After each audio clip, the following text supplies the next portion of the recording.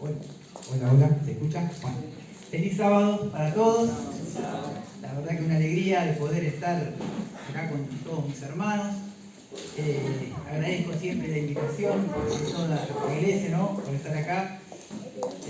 Habíamos escuchado en esta semana unas medidas que decíamos hasta dónde llega el AMBA. Bueno, por ahora podemos estar reunidos en forma presencial y es un placer poder estar alabando a nuestro Padre Celestial y el poder abrir la palabra de Dios también en esta mañana. Escuchaba en la escuela sabática, el tema era la gracia. Escuchaba a Claudio, después escuchaba a Laura en el sermón de los niños, también que hablaba que por gracia puso ángeles en la protección, la gracia. Adivinen qué tema vamos a ver ahora en el sermón. La gracia. Para que quede bien clarito este tema, ¿no? Muy bien. Los invito a abrir la palabra de Dios en el libro de Segunda de Pedro. Segunda de Pedro, capítulo 1. Segunda de Pedro, capítulo 1.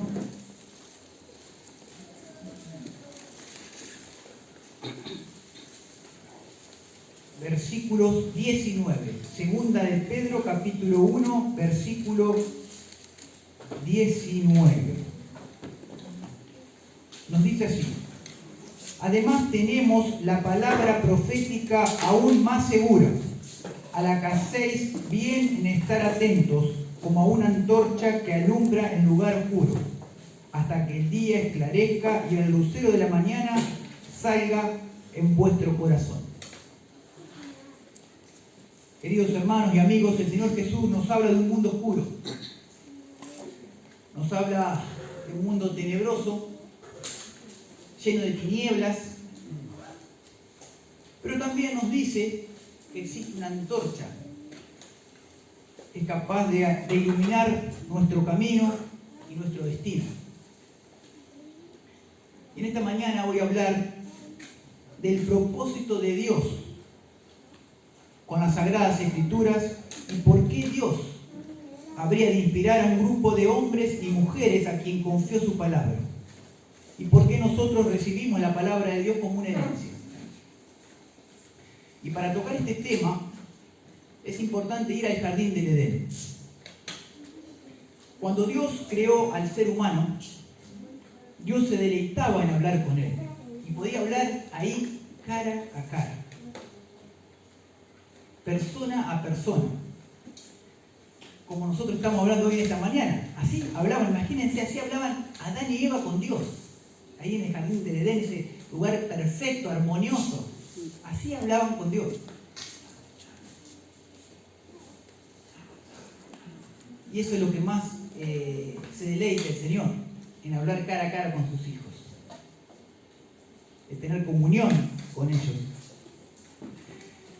El Señor, Dios no nos creó para que andemos por la vida perdidos, allá vagando por ahí sin rumbo alguno, sin saber qué hacer, sin tener paz en el corazón. Dios nos creó para tener una comunión constante con sus hijos. Pero el pecado entró. Ahí en el jardín del Edén, ¿se acuerdan? El árbol del conocimiento del bien y del mal, le dijo: mirá, puedes comer de todo árbol menos de este, una señal de obediencia, no a Dios, nada más. Lamentablemente ahí Eva empezó a coquetear y terminó cayendo, que también cayó Adán después. Pero lo que pasó es que el pecado entró. En un mundo perfecto el pecado entró. Y lo que hizo este pecado es la separación entre Dios y los hombres. Y desde que el pecado entró, la historia bíblica cambió. Dicen las Sagradas Escrituras que Dios llegó al jardín del Edén luego del pecado y el hombre se escondió de Dios. Y Dios le dijo a Adán: Adán, ¿dónde estás? Y desde ese momento hasta hoy la voz de Dios hizo eco a través de la historia y nos dice a nosotros: hijo, ¿dónde estás? Laura, ¿dónde estás? Milton, ¿dónde estás? Claudio, ¿dónde estás? ¿Qué haces? ¿Qué es de tu vida?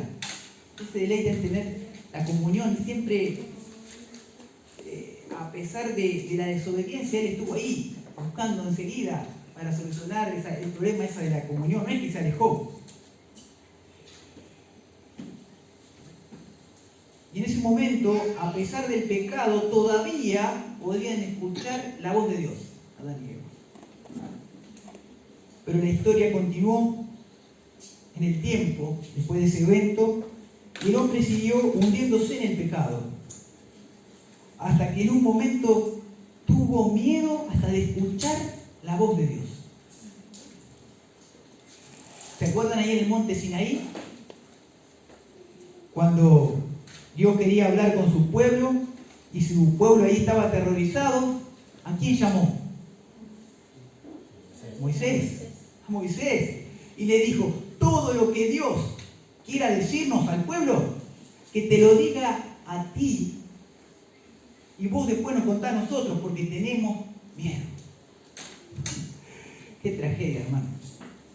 Qué tragedia. Como el Padre, nuestro Creador, que nos amó, que quería tener comunión con nosotros, ahora sus hijos, las criaturas, tenían miedo de que Dios les hablara. Pero a pesar de todo esto, Dios no abandona a sus hijos. Somos nosotros muchas veces los que abandonamos a Dios. Pero a pesar de todo esto, Dios quiso seguir comunicándose con sus hijos. Por eso escogió un grupo de hombres y mujeres que han vivido una comunión especial con Él, e inspiró al cual les confió su palabra, y ellos escribían. Y así fue como se fueron formando las Sagradas Escrituras. Esta gente registraban en forma audible, muchas veces tenían visiones, sueños, y ellos los volcaban a los papiros en ese momento y escribían, ¿no? Cada uno con su cultura, porque ustedes pueden ver en la Biblia los escritos de Pablo, una persona culta, muy instruida, criado a los pies del gran Gamaliel. Los escritos son de una profundidad impresionante, pero no por eso son más o menos importantes que lo que escribió Pedro, un pescador. Pero él escribía con su cultura, pero no deja de ser también tan importante. Pero toda la escritura, dice, es inspirada por Dios. No es que escribían ellos lo que ellos querían, no. Y así, escrita por hombres, pero inspirada por Dios. Y este no es un libro más. Las Sagradas Escrituras no son un libro más. No es un libro de monstruos, ni es un libro de geografía, no es un libro de matemáticas. Tiene un poquito de cada cosa de esto, pero lo más importante es que es la carta de amor de Dios para sus hijos.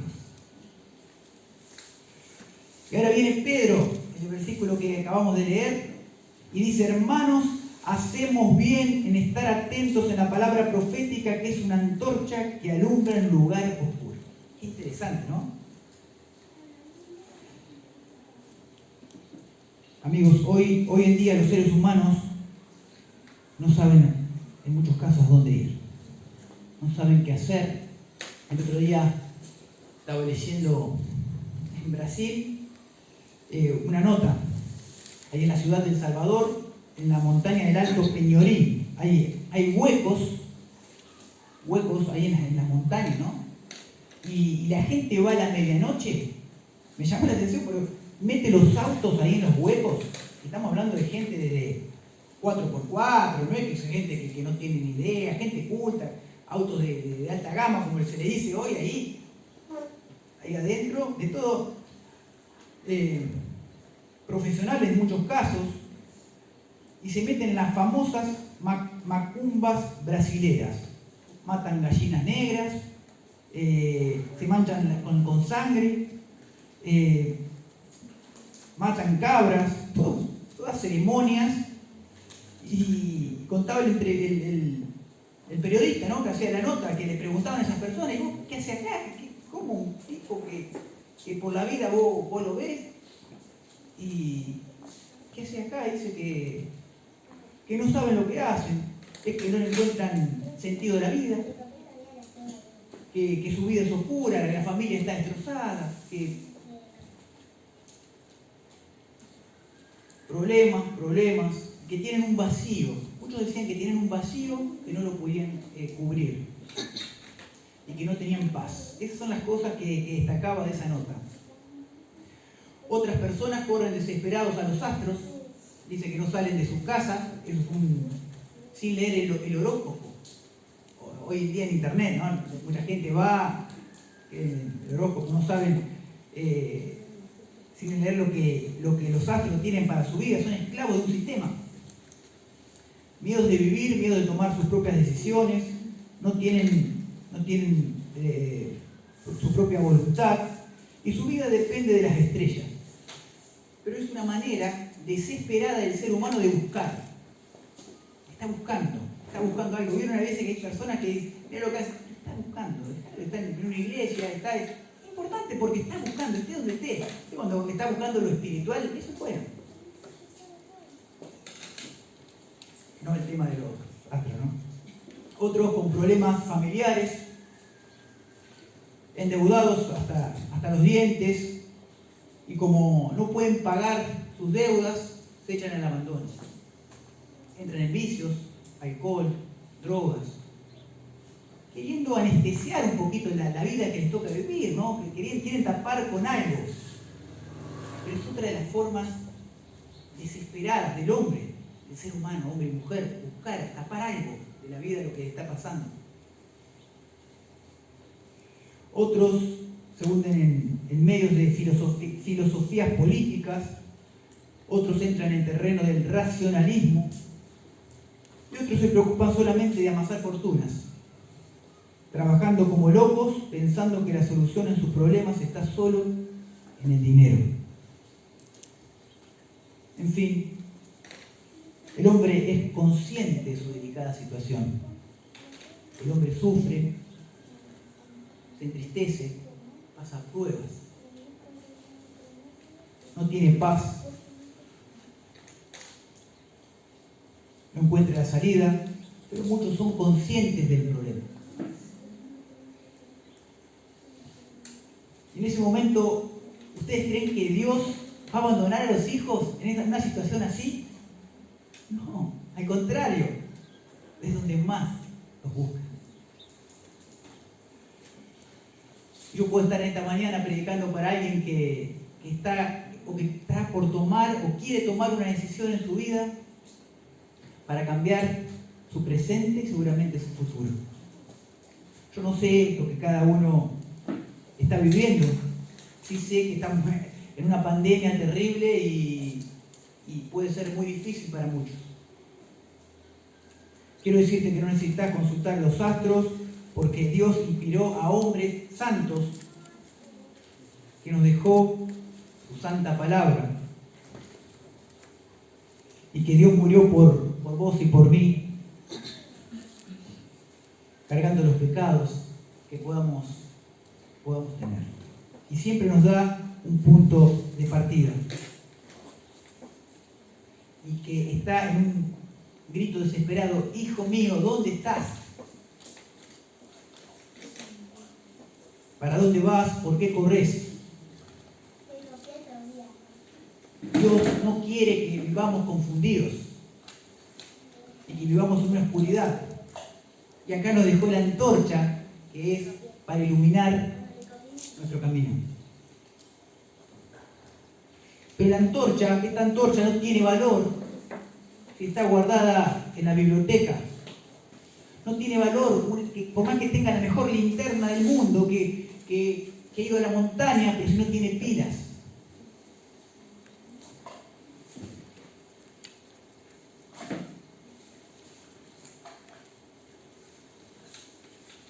Los consejos de Pedro dice: hacer bien en estar atentos, hacer bien en prestar atención, en prestar oídos, hacer bien en obedecer lo que está escrito, hacer bien en obedecer lo que se te indica. ¿De qué vale la antorcha si no la usamos?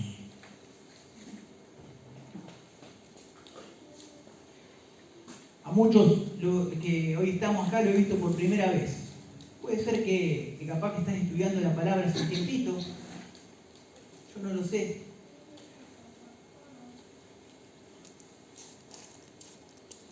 Ahora, ¿será que es difícil obedecer a Dios? Claro que sí. Claro que es difícil obedecer a Dios. En el mundo en que vivimos, claro que sí.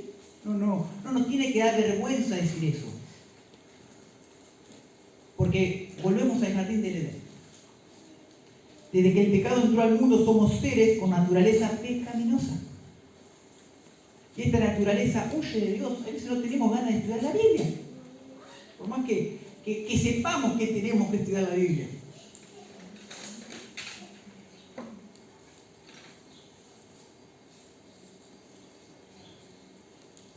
Y no solo estudiar la Biblia, sino menos obedecerla. Pero tampoco es fácil obedecer, porque el mundo en el que vivimos no está programado para obedecer a Dios. El ser humano conoce a Dios y quiere ir por un sendero, y va. Y cuando se encuentra con el mundo, muchas veces parece que el mundo te tira. Desde un ejemplo, durante años pensaba, un ejemplo que es cierto, durante años pensamos, porque muchos que no nacimos en la iglesia, pensamos, nos habían enseñado, gente maravillosa también, de que el domingo era el día del Señor, ¿no?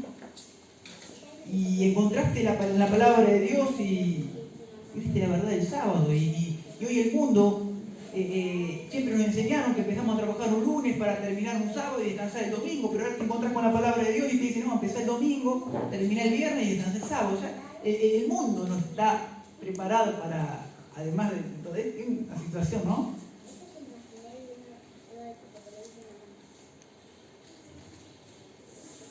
Quiero decirles que la verdad del sábado en el plan divino es una verdad indiscutible en cuanto al día del Señor. Pero quiero que sepas que el sábado no tiene la capacidad de salvar a nadie. Somos salvos solamente por la gracia de Dios. Como decía Claudio en el inicio, solamente por la gracia de Dios, y depende únicamente de Jesucristo. Por eso no pensemos que porque guardemos el sábado ya somos salvos. No es así. Ya somos salvos por Jesús, porque Él murió por nosotros.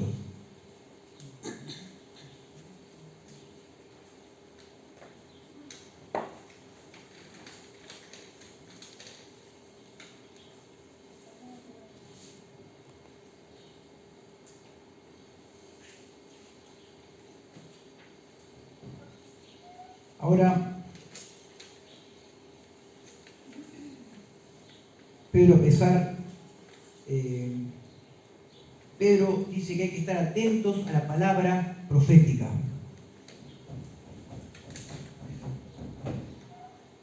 Muchas personas sinceras en esta vida, en vez de acomodar su vida a la palabra de Dios, tratan de acomodar la palabra de Dios a su vida. Personas con toda sinceridad dicen: no necesitamos obedecer todo. Lo que está escrito en la palabra, ¿no? Solamente algunas cosas, porque muchas cosas ya pasaron y ya terminaron en la muerte de Cristo en la cruz, ahí quedaron clavadas. Eso era para el pueblo de Israel. Escuchamos todas estas cosas, ¿no? Y esa actitud, como cristianos, nos lleva a racionalizar la palabra de Dios. Vamos a Santiago, capítulo 1, un poquito más atrás, de ahí de 2 de Pedro. Santiago, capítulo 1, versículos 22 al 25. Miren lo que nos dicen estos versículos. El apóstol Santiago. Santiago 1, del 22 en adelante. Pero sed cumplidores de la palabra y no solo oidores, engañándoos a vosotros mismos. Si alguno oye la palabra y no la cumple, es semejante al hombre que mira en un espejo su rostro natural. Se considera a sí mismo, se va y pronto olvida cómo era. Pero el que mira atentamente en la ley perfecta, la ley de la libertad, persevera en ella y no es oyente olvidadizo, sino cumplidor, este será feliz en lo que hace. No, Santiago nos habla de ser hacedores de la palabra, no solamente oidores.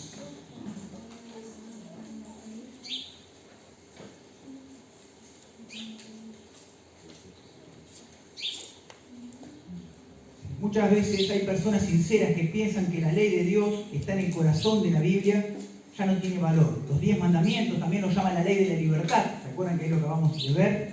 Piensan que cuando Jesús vino a este mundo, con su muerte clavó la ley en la cruz. Por lo tanto, el cristiano es salvo por la gracia de Jesucristo, no por la obediencia a la ley de Dios. Amigos, en esta mañana tal vez vos podés ser uno de ellos. Creo que esto es completamente correcto, el decir que somos salvos únicamente por la gracia salvadora de Jesús y no por la obediencia a la ley de Dios. Y si alguien enseña que somos salvos por obedecer los 10 mandamientos, el hombre que enseñó eso es una aberración teológica terrible. Pero, ¿cuál es la función que tiene la ley de Dios, los 10 mandamientos? ¿Cuál es la función? ¿Por qué Dios nos dejó escrita su ley en tablas de piedra? ¿Por qué Dios quiere sacar los principios de esa ley y escribirla en nuestro corazón? La ley tiene una función.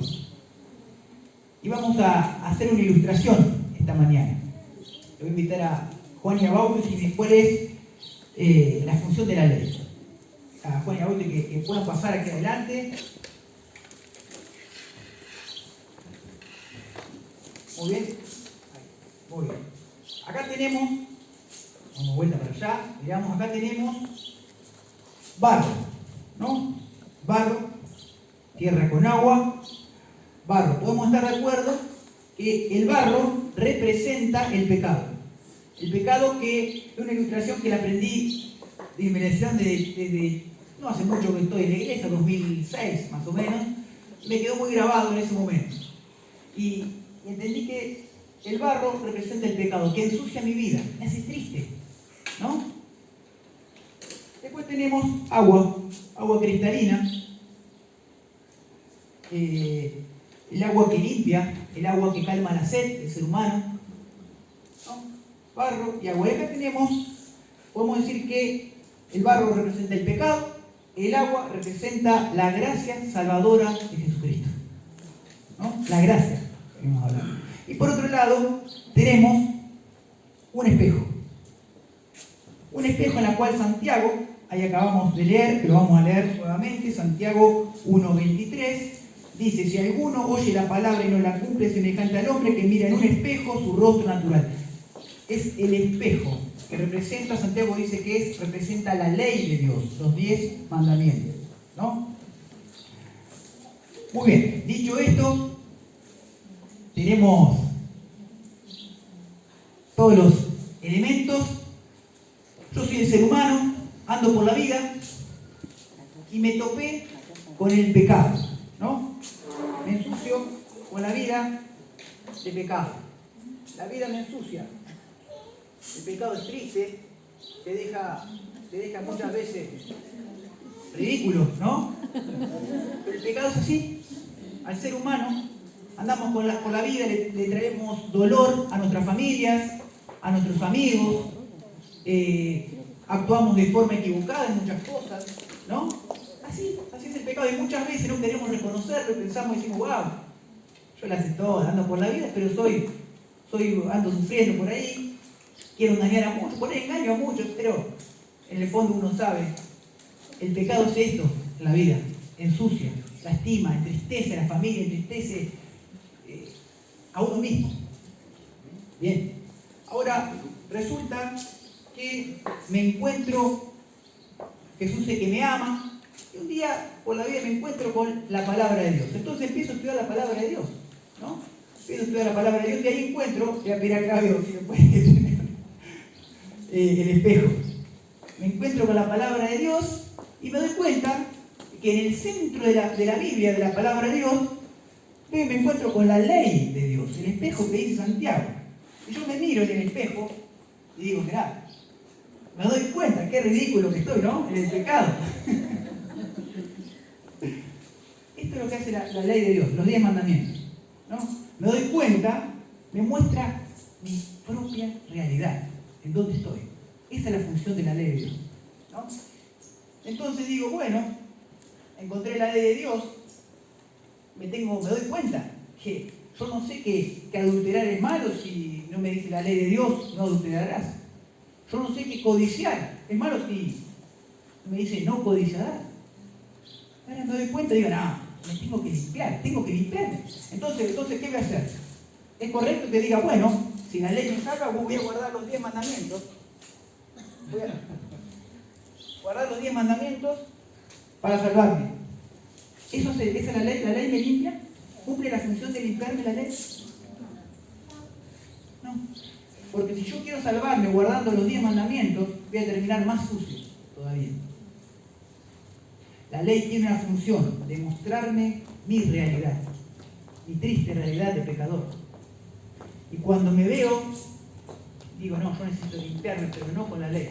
La ley, como dice la palabra de Dios, es el tutor que me lleva a Cristo. Es el agua que limpia, ¿no? Y ahora sí, voy al agua. Este es el agua que limpia realmente, que representa. ¿Está bien? Un poquito. Acá tenemos la toalla también. La toalla no tiene ninguna función. Simplemente para representar. Muchas gracias. Juan. Ahora sí, voy a aceptarte, Juan. Muchas gracias. Vamos a limpiar acá también el piso. Así nos siguen invitando. ¿Eh? El espejo. Ay, mi amor. Muchas gracias, muy atenta. Está todo. Entonces, muy bien. Ahora, la gracia salvadora de Cristo es la que me limpia, realmente. Y ahora digo, bueno, ya mi rostro está limpio, por la gracia salvadora de Jesús, ya me salvó. Y digo, bueno, gracias a Dios, ¿ahora qué hago? Ya está, el espejo lo tiro a la basura. Y ya me salvó Jesús, ya tengo la gracia. ¿Está bien? ¿Es correcto decir ya tiro la basura? ¿El espejo de ley? No, claro que no. Y si ando por la vida y me vuelvo a ensuciar con el pecado,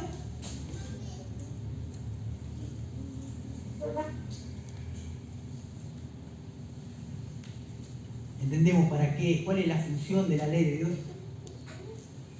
Dios no nos dejó su ley para salvarnos del pecado, es para mostrarnos la triste realidad que vivimos en este mundo.